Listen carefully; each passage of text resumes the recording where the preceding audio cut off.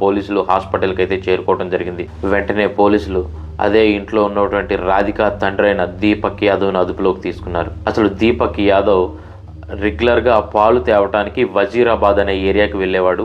అక్కడికి రోజు పాలు తెచ్చే డ్యూటీ దీపక్ యాదవ్ది. కానీ ఆ రోజు దీపక్ యాదవ్ ఆయన వెళ్లకుండా కొడుకునైతే పంపించాడు. ఈలోపే కూతుర్ని ఈ విధంగా కడతీర్చాడు. అసలు ఏం జరిగింది?